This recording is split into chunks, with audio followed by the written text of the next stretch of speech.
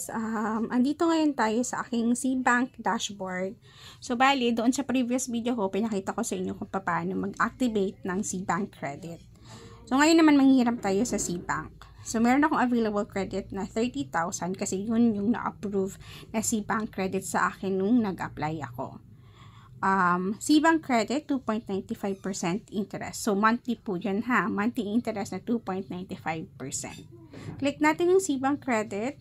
So, ayan, SeaBank credit benefits, instant cash to your SeaBank account, zero processing fees, fixed interest rate of 2.95% per month, automatic repayment on your due date. So, dito, meron naman po siyang sample loan calculator. Pwede nyo siyang try or ma-check kung magkano yung babayaran nyo. So, let's see if, kunwari, manghiram tayo ng 5,000 pesos. Yan.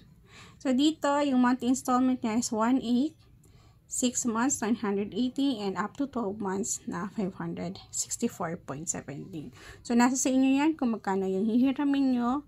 So, let's start na po na manghiram. So, click na yung withdraw. Maglalakay tayo dito ng amount sa taas. So, may choices tayo ng loan duration niya is 3 months, 6 months, and 12 months. So, yung due date niya, if ever hiniram nyo siya ng July 17, yung magiging due date niya is on August 17. So, yung interest niya po is 2.95%. Ilagay tayo ng amount. So, yung pwede ako mag-start sa 1,000 up to 30,000. So, yan lang po yung hihiramin natin.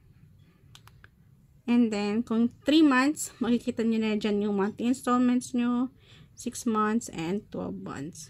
So, dito lang tayo sa 3 months. So, amount to be received, 1,996.22.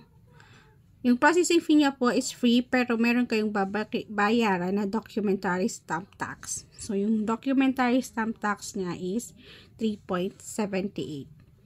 So, disbursed to SeaBank. Purpose of loan, pwede po kayong mamili dyan.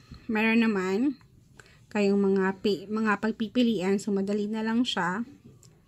So, ayan na lang. Then, yung reason ko kung bakit. And then, click natin yung next. So, dito sa loan agreement and disclosure, click nyo yan. And basahin nyo po siya ha.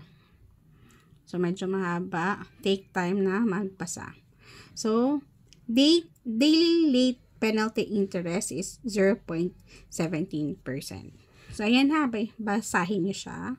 So, if okay na kayo dyan, click nyo na yung maliit na box, I agree to the loan, and then click nyo yung confirm. So, mag-aantay tayo ng OTP. So, enter na natin siya. So, ayan, magkakaroon pa ng face verification. So, start na.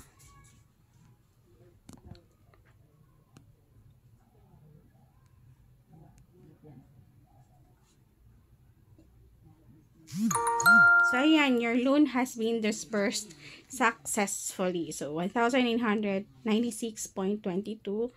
So, loan ID, andyan, and then click na natin yung done. So, nabawasan na po siya ha. Ayan na yung mga upcoming repayments niya. So, all repayments are auto-debited from your account on the due dates. Please ensure you have enough funds in your savings account on such dates. You may repay manually, in advance, or for overdue repayments. Okay. So, back na tayo. So, pumasok na yung balance niya. And ganun lang siya kabilis. Within few minutes, meron na po siyang